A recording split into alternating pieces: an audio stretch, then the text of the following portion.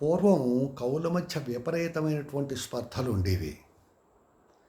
యాచకో యాచతు శత్రువు అన్నారు కదా. వాడంటే వీడికి పడేది కాదు, వీడంటే వాడికి పడేది కాదు. అందులోనూ పూర్వం కవిత్వం చెప్పే వాళ్ళలో ఎక్కువ మంది నియోగులే. వాళ్ళే రాజాస్థానాల్లో ఆస్థాన కవుల కింద, మంత్రుల కింద, ఇంకా ముఖ్యమైనటువంటి పదవుల్లో చలామణి అయ్యేవారు వాళ్ళు.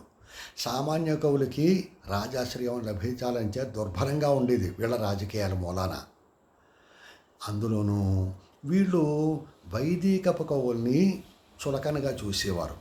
అందువల్ల అప్పట్లో ఈ వైదికపు కవులకి, ఈ యొక్క నియోగపు కవులకి మాట మాట ఉండేదన్నమాట. వాళ్ళు వీళ్ళని విమర్శించుకునేవారు, వీళ్ళు వాళ్ళని విమర్శించుకునేవారు. అందుకనే పాపం ఒక వైదికపు కవి జిలిబిలి పలుకుల వెలది పలుగాకి నకారగొళ్ళ పాలైతిగదే, ఓ సరస్వతీదేవి నువ్వు నియోగుల పాలైపోయావు కదా నువ్వు అని బాధపడ్డాడు, వాపోయాడనమాట. అలా ఉండేది పరిస్థితి అప్పట్లో. అటువంటి ఒక దృష్టాంతం ఈనాడు మనం చెప్పుకోబోతున్నాం అనమాట. ఆడిదపు సూరకవి 19వ శతాబ్దానికి చెందినటువంటి వాడు, 1850 ఆ ప్రాంతానికి చెందినవాడు, ఆ కాలానికి చెందినవాడు. ఈయన సమకాలికుడు రేకపల్లి సోమప్ప. ఆడిదపు సూరకవి నియోగి, రేకపల్లి సోమప్ప ఏమో వైదికుడు. వీళ్ళిద్దరికీ పడేది పలు సందర్భాల్లో. ఒక సందర్భంలో ఈ ఆడిదపు సూరకవి తనను తాను సూర్యుడు కింద, సూరకవి కదా పేరు, అందువల్ల తనను తాను సూర్యుడి కింద అభివర్ణించుకుంటూ, ఈ సోమప్ప కదా, సోముడు అంటే ఎవరు, చంద్రుడు, ఈ సోమప్పని చంద్రుడి కింద చెబుతూ సూర్యుడి ముందర చంద్రుడి యొక్క వెలుగు సరిపోతుందా, చంద్రుడు పనికొస్తాడా అని ఒక పద్యం చెప్పాడు. ఏమని, ఏమేమో శాస్త్రంబులు తామిక్కిలి శతికనంట తద్దయు కవిత సామర్థ్యమెరుగనేరని సోముని జృంభణము గలది సూర్యుని ఎదుటన్.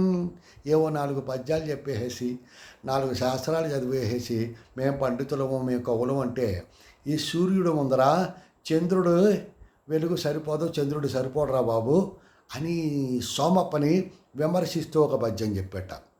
ఈ సోమప్ప సామాన్యుడా, ఇతను కూడా చాలా గొప్పవాడే. ఇతను ఏమని చెప్పేట, సోమశబ్దార్థమెరుగని సుంఠవగుట పదిరితివిగాన సూర్యును రతనములకు భంగకరుడకు సోము జృంభణములేలా తెలియవయ్యని గుట్టు తెలిసే గుకవి. ఓ కుకవి, నీకు సోముడంటే అర్థం తెలియదు. నీకు సోముడంటే ఎవరు, నువ్వు చంద్రుడు అనుకుంటున్నావు, నువ్వు సూర్యుడును నేనేమో చంద్రుడిని అనుకుంటున్నావు.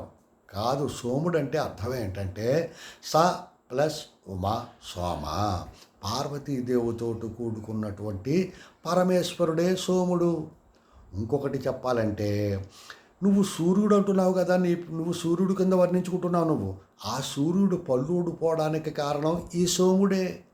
ఎలాగంటే, దక్షుడు ఒకనాడు మహాయజ్ఞం చేస్తూ దేవతలందరినీ, మునులు, దేవతలు, ముక్కోటి దేవతలు అందరినీ కూడా ఆహ్వానించాడు. కానీ అల్లుడైనటువంటి పరమేశ్వరుని, కూతురైనటువంటి సతీదేవిని ఆహ్వానించలేదు. పాపం ఈ సతీదేవి తండ్రి కదా, మరి పాపం పరమేశ్వరుని ఎలాగోలాగా ఒప్పించి తను దక్షయజ్ఞాన్ని చూడడానికి వెళ్ళింది. ఈ దక్షుడు కూతురు వచ్చిందనేటువంటి ఆనందం పడకుండా 10 మంది ముందర ఆ శివుణ్ణి నానా దుర్భాషలో ఆడాడు. భరించలేని ఈ సతీదేవి అగ్నిలో దూకి ఆత్మార్పణ చేసుకుంది. విషయం తెలిసినటువంటి పరమేశ్వరుడు మహోగ్ర రూపంతో, ఎక్కువ కోపంతో వీరభద్రుని సృష్టించి దక్షయజ్ఞాన్ని నాశనం చేయమని పంపాడు. ఆ వీరభద్రుడు అనేక మంది సైన్యంతో దక్షయజ్ఞాన్ని నాశనం చేసేయడం మొదలెట్టాడు. అడ్డు వచ్చిన వాళ్ళని చితగొట్టేస్తున్నాడు. అటువంటి సందర్భంలోనే సూర్యుడు ఆ యొక్క వీరభద్రుడి దెబ్బలకి ఆ పళ్ళు ఊడిపోయాయి అన్నమాట. ఆ కథని ఈ సోమప్ప తీసుకుని, నువ్వు సూర్యుడు ఉంటున్నావు కదా, నీ పళ్ళు ఊడిపోవడానికి కారణం ఈ సోమప్పే అని తిరిగి ప్రతివిమర్శ చేశాడనమాట. అలా ఉండేవి అప్పటి వాళ్ళ యొక్క కవిత్వాలు. తిట్టుకున్నారు, కానీ బ్రహ్మాండమైనటువంటి కవిత్వాలవి. అవన్నీ కూడా మన తెలుగు భాషలో ఉన్నటువంటి ఒక సౌలభ్యం ఈ పద్యం ఇంక ఎందులోనూ కూడా లేదు. ఇటువంటి పద్యాలను అందరికీ పరిచయం చేయాలని, ఇటువంటి కథల్ని అందరికీ కూడా చెప్పాలని నా ఈ ప్రయత్నం అనమాట. అందరికీ కూడా తెలిసుండొచ్చు, కానీ తెలియని వాళ్ళే ఇప్పుడు తరం ఎవ్వరికి కూడా తెలియదు. వాళ్ళకి చెప్దామని ఏదో నా తాపత్రయం.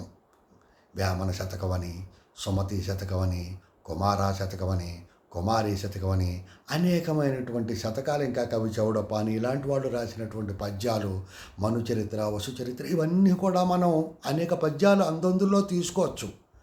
అవన్నీ కూడా మీకు చెప్దామని నా ఈ ప్రయత్నం అన్నమాట. అందరూ కూడా నన్ను ప్రోత్సహించాలని కోరుకుంటూ, ఇది నా ఛానల్ని మీరందరూ కూడా సబ్స్క్రైబ్ చేసుకోమని వేడుకుంటున్నాను.